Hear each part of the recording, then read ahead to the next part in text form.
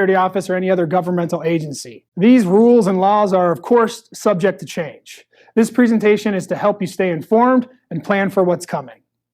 The first thing on our list to cover is what the long-term care tax is and how it's being implemented.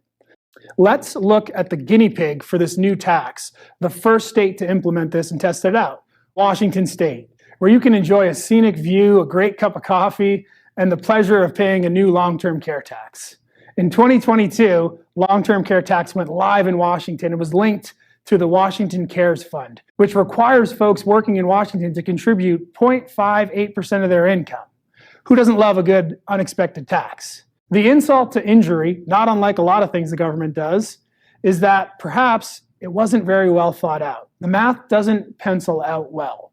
You see, what you'll get in benefits is a lifetime long-term care benefit of $36,000. That's enough to cover you for about a month or two of care in a decent nursing home, depending on where you live. In addition to that, we should be concerned that this tax may increase while the benefits decrease over time to ensure the program's financial stability. Consequently, adjustments are expected to be made over time. There is, or was, a silver lining.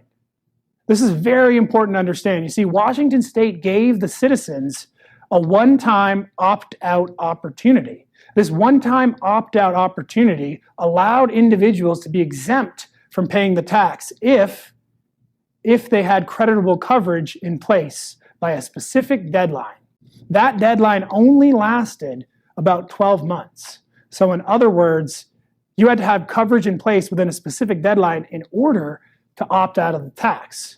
We speculate that other states will follow the lead of what Washington State implemented and allow you to opt out of the tax if you have creditable coverage in place.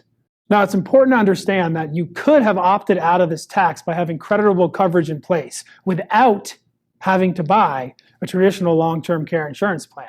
And we'll go over some of those options at the end of our presentation. Although it may be unpopular to entertain the idea of increased taxes, this approach will undoubtedly stimulate a much-needed discussion about the importance of long-term care planning and what individuals need to do to protect themselves and their assets. As I mentioned earlier, the challenge in long-term care planning is your Medicare will not cover a penny of your long-term care cost, meaning that you'll have to pay out of pocket for these expenses. Although we cannot guarantee that identical tax and opt-out choices will be featured in legislation enacted in your state, by being proactive now, you can take control of your future before legislation is passed. The reasons why the states are passing this long-term care tax is easy to understand if you look at and study what's happening in the private long-term care insurance marketplace. You'll start to see why the states are concerned. The states realize that they're going to be on the hook for a large percentage of people who need long-term care in the future. They look at data like this, and it has them concerned. According to the American Association of Long-Term Care Insurance, in 2015, just 8 years ago, there were 130 insurance companies that were offering traditional long-term care insurance policies. I have a question for you guys. 8 years later, how many insurance companies are offering traditional long-term care insurance today? 6. 6 insurance companies are still offering traditional long-term care insurance today. Folks, let me ask you, do insurance companies stop selling something because they've made too much money? No, of course not. They stop offering this because they're paying out massive amounts in claims. Truth be told, the insurance companies are pretty darn good at predicting when you and I are going to die. They aren't very good at predicting what type of long-term care we're going to need, or how long we're going to need it, or when it's going to happen. The states are watching this tidal wave coming, and this tax is the first attempt to try to fend against it. So not only are the insurance companies running as fast as they can out of the long-term care space, they're also increasing premiums on existing customers. This has the state's attention as well, as it means that more people who have traditional long-term care insurance will not be able to afford the premium rate increases coming, and will subsequently not have long-term care coverage as they may have previously planned. There's 3 major problems with traditional long-term care insurance. Number 1, it's use it or lose it. What happens if you end up not needing long-term care? According to the Department of Health, as I mentioned earlier, 70% of people are going to need some form of long-term care. That means that 30% are never going to need any type of long-term care assistance. So that means that if you had a traditional long-term care insurance policy, you could end up spending a ton of money in premium and not getting anything for it. In 99% of all traditional long-term care plans that I've ever seen, it's use it or lose it. The second problem with this type of insurance is it's incredibly hard to qualify for. The underwriting is strenuous. If you have even minor health issues, you will oftentimes get denied for coverage. And the third and most concerning challenge for long-term care insurance policies is the premiums are not guaranteed. Long-term care insurance companies can legally increase your premiums on a 60-day notice. Essentially, as more of the population ages and uses their long-term care insurance policies, these insurance companies are legally allowed to increase the premiums their customers are paying. Take a look at this example. This is a client of mine named Phyllis in Nebraska. I've been working with her for years, and she had purchased a traditional long-term care insurance policy years before we met. In April of 2021, I got a phone call from Phyllis who was hysterical. She had been paying premiums in her traditional long-term care insurance plan for more than 10 years. And then she received this letter. Take a look at the premium rate increase on the letter she received. This letter is informing her that her long-term care premiums are going from about $3,400 a year to $8,400 a year for the same benefit. And she has 60 days to make a decision. Folks, that's a 242% increase almost overnight. How many of those rate increases can you stomach? The real insult to injury, if you look at the middle of this page, is you'll see that that new $8,400 a year premium is only guaranteed until 2025. Let me ask you folks, do you think the premium is going to go lower in 2025 as more of the population ages and uses long-term care? Or is the premium more likely to increase again? If I were a betting man, I would bet more people are going to need long-term care, and that premium is going to increase again in 2025. That means that there's a high probability that in 2025, she could get another massive rate increase. What do you do then?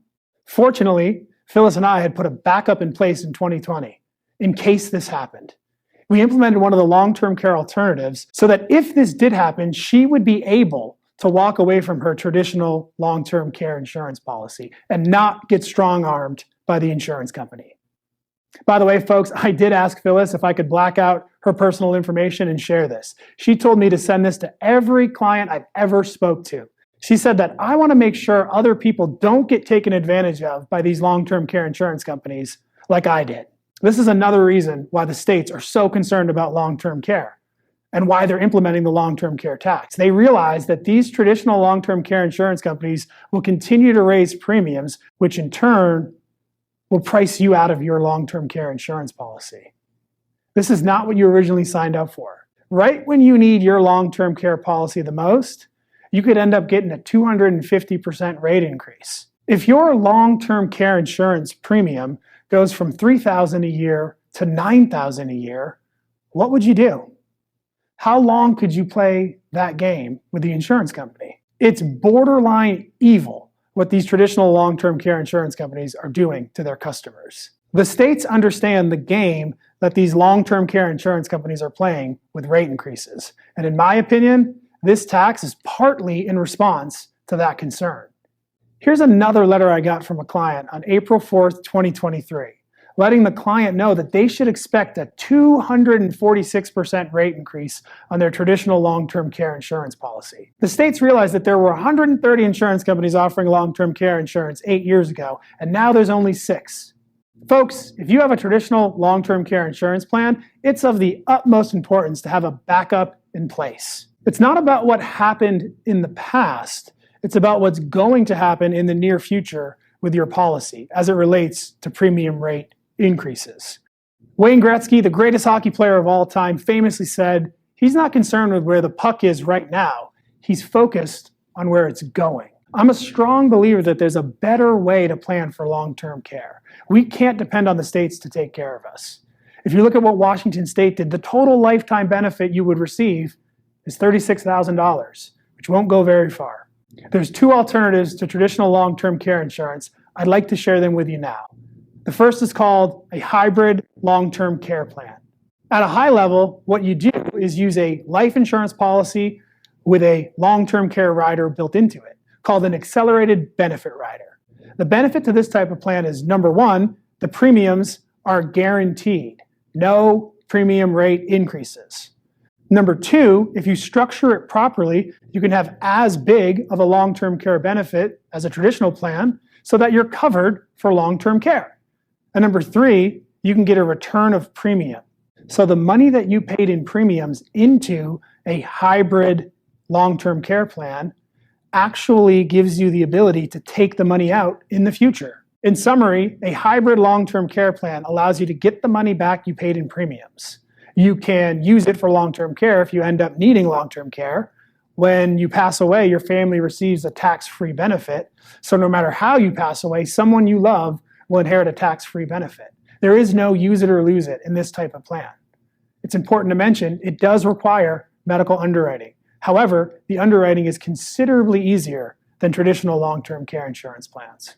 The second alternative is using what some call an asset-based long-term care plan, where you use a small portion of your money to allocate to this type of plan, usually from your IRA, 401k, Roth, brokerage account, or money in the bank, and you roll it over into this plan. The benefits here are there's no medical underwriting. So anyone and everyone can get this type of plan regardless of your health. There's no monthly premiums. It also eliminates the use it or lose it concern of traditional long-term care insurance. In an asset-based long-term care plan, if you don't end up needing long-term care, your family receives the money back you put in plus interest. Typically, for these types of plans, you use a very specific annuity that has a long-term care rider built into it. There's only one that we recommend for this type of plan. Folks, if you're asking yourself, why hasn't my advisor talked to me about this? Why haven't I heard about this? To be fair, it's a very specialized type of planning. Most financial advisors are focused on growing your money, not protecting it. And there's nothing wrong with that. However, this type of planning requires a certain level of expertise. It's important to note that out of the 1 million advisors and insurance agents in America, only about 2,500 have access to some of these alternative options. So before you yell at your advisor, it's probably not their fault. We specialize in this type of planning. These alternatives are important to explore for two reasons. Number one is they could potentially allow you to opt out of the long-term care tax by having creditable coverage in place. However, time is of the essence. Remember, in Washington State, they only allowed you to do this for 1 year before the long-term care tax went live. So now is the time to look into these. And number two, if you're concerned about long-term care planning, regardless of the tax, these two alternatives are a great way to plan for long-term care. Now, for the people on the webinar that already have a life insurance or annuity plan in place today, there's a huge opportunity for you to have a conversation with us and potentially upgrade what you're already doing so that you can add these long-term care riders. Also, for the folks who have a traditional long-term care insurance plan today, putting a backup in place is a wise thing to consider as premium rate increases are more than likely coming. So that's our message for tonight, folks. Did you learn something new? Was this a good use of time? And more importantly, do you feel like you have these areas of retirement planning covered? I told you at the beginning of our presentation I would help educate you on this topic, and that if you were concerned about this gap in your planning, you wouldn't have to try and figure it out all on your own. I'd like to give you the 2-minute headline of what my department does and how we can be of service to you. Every day of the week, me and my team help people just like you evaluate the different alternatives to traditional long-term care insurance.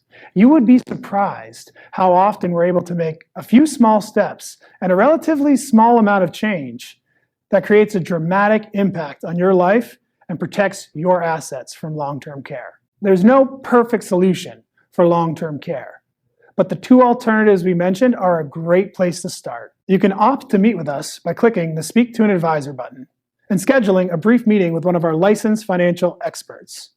If you elect to meet with us, we typically start by holding a brief individual phone call or Zoom meeting, whichever is most convenient for you.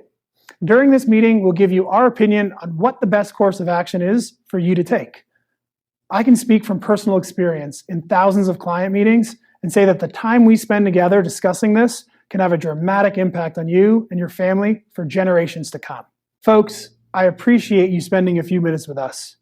Thank you, and God bless.